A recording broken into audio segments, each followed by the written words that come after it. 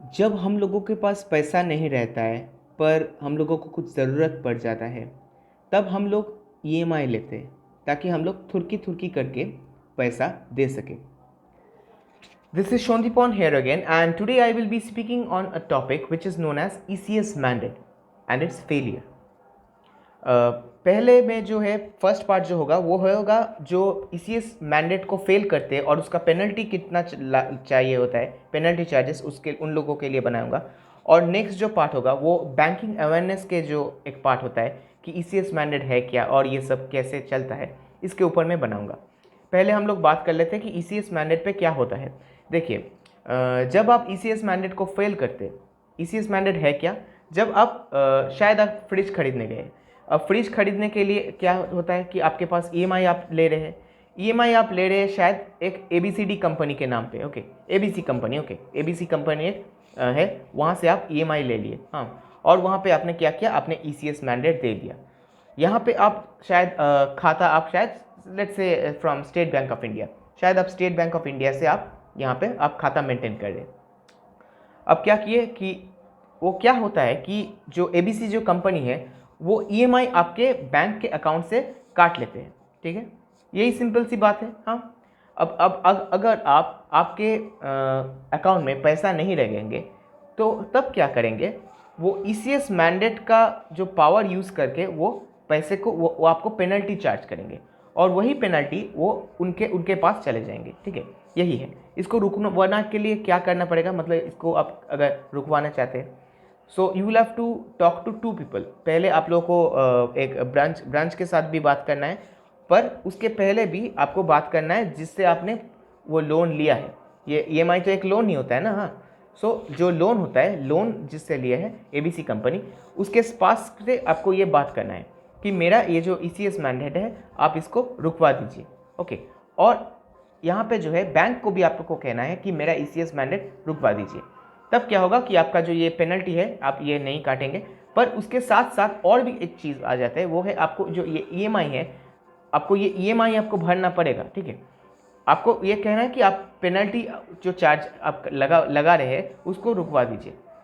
आप इसको आपको ये कहना है, क्योंकि कभी कभी आप ये भी देखते हैं कि आप शायद भर रहे हैं, शायद आप ईएमआई दे रहे हैं पर फिर भी आपका पेनल्टी काट रहे हैं। ये क्या क्यों हुआ, अब मैं आपको ये समझाता हूँ कि कभी शायद जिस दिन पे आपका ईएमआई कटने वाला है उस दिन पे आपका शायद पैसा नहीं था, पर उसके बाद आप जब आए, हाँ, मतलब जिस दिन आप उसके बाद शायद आपके अकाउंट में पैसा आया, तब आपने क्या किया कि आपने दे दिया, पैसा दे दिया, पर आप कहे कि मैंने पेनल्टी क्यों काटा, मैं तो पैसा दे दिया। जिस समय पे एक्चुअली वो काट रहे हैं उस समय पे आपको वो ईसीएस मैंडेट जब था, इसीलिए।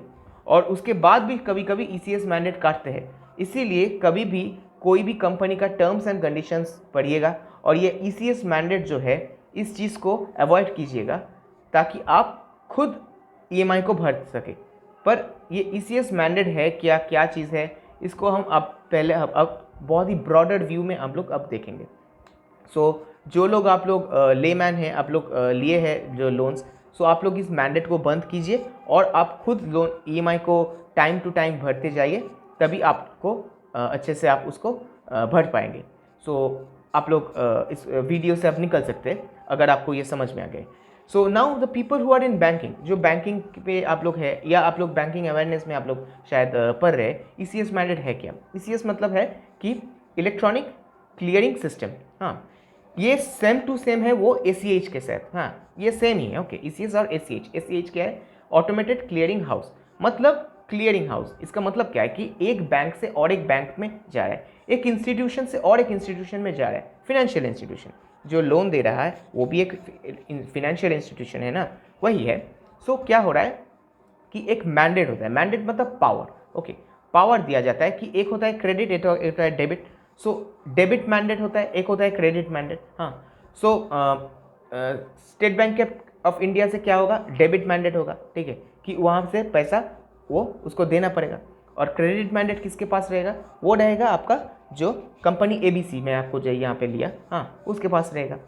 तो अब क्या होगा, जब मैंडेट फेल करेगा ना, अब ये मैंडेट क्या क्या होता है कि ये हर महीने एक तारीख होता है, एक तारीख पे वो ईएमआई जो होता है उस ईएमआई पे उसको मैंडेट दिया गया है, मतलब कि उसको ऑटोमेटिक काट दिया जाए। यही होता है मैंडेट, मतलब पावर दिया गया है कि उसका जो जो अकाउंट होल्डर्स है उसके अकाउंट से पैसे को निकाल के, जो एसबीआई है वो पैसे एसबीआई निकाल के वो दे देंगे, किसके पास दे देंगे, वो एबीसी कंपनी के पास दे देंगे। पर ये एक्चुअली होता है क्या कि एबीसी कंपनी पावर होल्ड करता है, मैंडेट मतलब उसके पास ये पावर होता है ईसीएस मैंडेट का, वो काट लेते हैं। मतलब कि उसके पास पावर रहता है कि उसके मतलब जो ये अकाउंट होल्डर के पास से पैसे को काट लेने के लिए।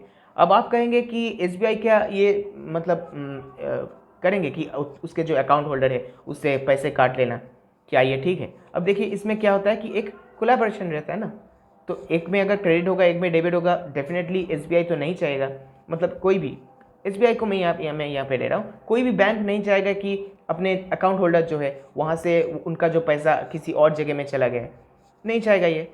पर क्या है कि ये ईसीएस मैंडेट जो ये कर दिया, ईसीएस मतलब इलेक्ट्रॉनिक क्लियरिंग सिस्टम, वो क्लियरिंग सिस्टम से क्या हो रहा है, मतलब वो पैसा चला जा रहा है। हाँ, जैसे कि हम लोग एनईएफटी या आरटीजीएस हम लोग करते हैं, हाँ, जो वो क्लियरिंग सिस्टम होता है, sorry not NEFT RTGS, I am really sorry about it.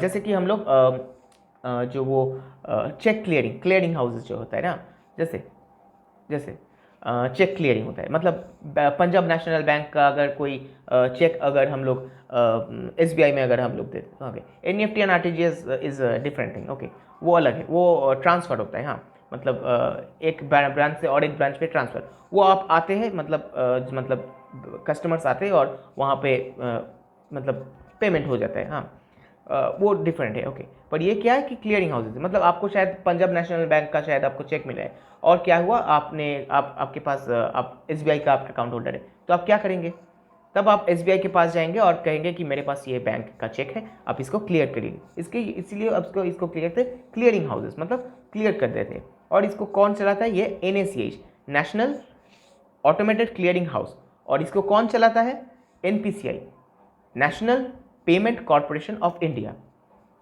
जो हमारे सभी जो ये एटीएम्स होते हैं हमारे ऑल अक्रॉस इंडिया, इसको इंटीग्रेट करके रखा है, हाँ, और यही यूपीआई को भी बनाया है।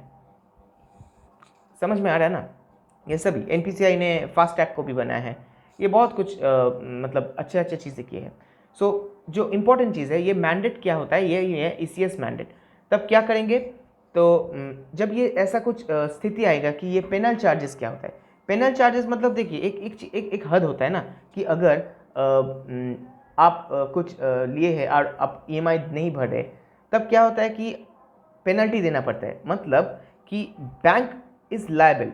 देखिए ये मैंडेट का मतलब क्या हो रहा है, bank is liable to pay the money to the person, मतलब टू द जो क्लियर कर ले, मतलब एबीसी कंपनी, बैंक यहाँ पे उसको देना पड़ेगा, पर इसके पास तो पैसा है नहीं उस टाइम पे। तब क्या होता है कि पेनल चार्जेस, मतलब पेनल्टी चार्जेस लगता है। ये पेनल्टी चार्जेस कितना होता है, सभी बैंक के लिए अलग अलग पेनल्टी चार्जेस वैसा होता है, ये क्लियरिंग के लिए भी होता है, ठीक है, ये मैं आपको क्लियरिंग के लिए कह रहा हूँ, हाँ, ये सिर्फ आपको ये ईसीएस मैंडेट पे नहीं कह रहा हूँ, ये क्लियरिंग के लिए भी कहता हूँ, क्योंकि कभी कभी कैसा क्या होता है कि चेक बाउंस करते हैं, हम कहते हैं ना कि बाउंस चेक, ओके, तब ये क्लियरिंग हाउस पे जब आता है तो यहाँ पे अलग अलग एक उसका मतलब चार्जेस होता है, सभी बैंक का अलग अलग चार्जेस होता है। एसबीआई का है 1 रुपी पर 1000, हाँ, ऐसा होता है। सो अगर कोई स्थिति हो आप देख सकते हैं, तब ऐसा आप समझ जाएंगे कि ये मतलब क्यों काटे हैं, मतलब उसका जो चार्जेस क्यों पेनल्टी लगा है। So if you want to know more about these things, okay, you can comment down below. So this is all about the video. Till then, bye bye.